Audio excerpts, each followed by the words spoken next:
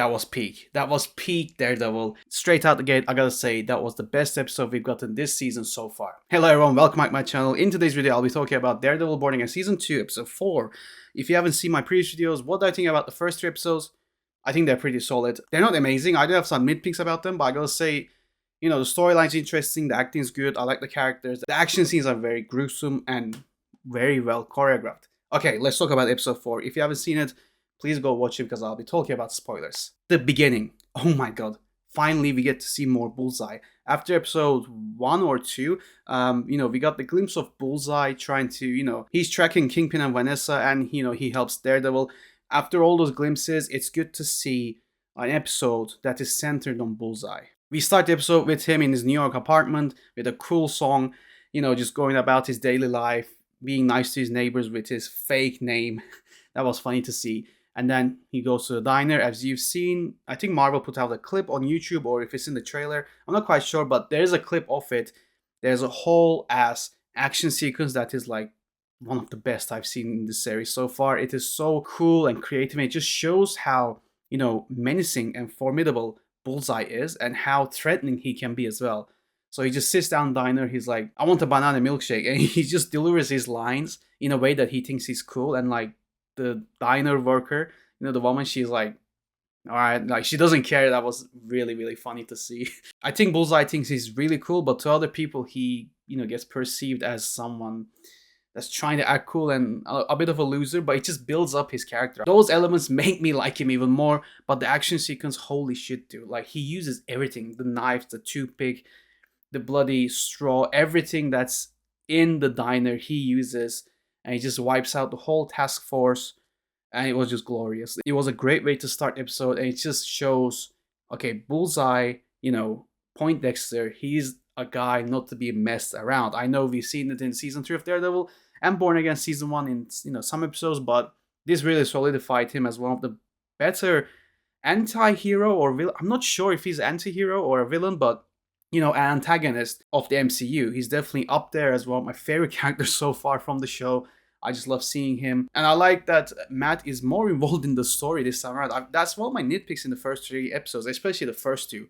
I feel like Matt isn't involved in the show or the story all that much. He does stuff, but like, the story-wise, he's not really affecting, apart from this episode. I think he's really, really getting involved in the story in his own show, which is good to see. So they corrected one of my nitpicks, and I think from now on, it's gonna get even better. So he disguises himself as a task force member and tracks down Bullseye and learns that he's been to the, the church his mom used to work at. And then he finds it in his apartment, and there's a whole another action scene, which I thought was cool as hell. There's just something so cool about seeing Daredevil and Bullseye. But yeah, I talked about all this action so far, but that's not it. Like, the story continues, and the Congress and the higher ups are really cracking down on Kingpin now, and they're actually seeing, okay, this guy is not the guy that everyone thought he was going to be. He's still shady as fuck. And those scenes were really cool, but it's just like the catalyst of Kingpin's downfall is upon us. I think that's a very good tool in the story that they're setting up for this season. And the whole character of Mr. Charles, played by Matthew Lillard, him threatening Kingpin, dude, those scenes are very tense because he has the balls to threaten Wilson Fisk. Like, and then, you can see Kingpin getting annoyed and threatened a little bit. I perceived it as he's obviously annoyed. He wants to like kill him right then and there. But obviously he cannot do it because his higher-ups are the CIA and he has a deal with the CIA. So I feel like he does feel a little threatened by him, but still seeing Kingpin saying, don't mock me, that was great to see. And obviously Buck killing Mr. Charles' men was a good way to convey that message, like, okay, I'm the Kingpin, shut the fuck up, you know what I mean?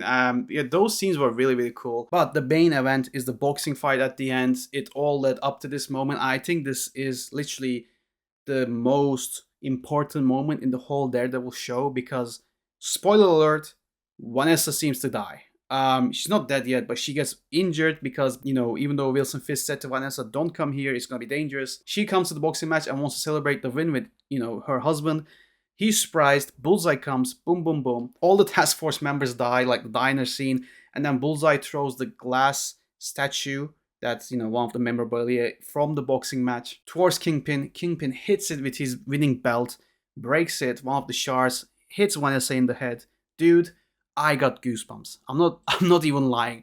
I got goosebumps because all these 5 seasons of Daredevil, Kingpin has been protecting Vanessa, and like if something happens to her, all hell will get loose. Everything's going to go shit.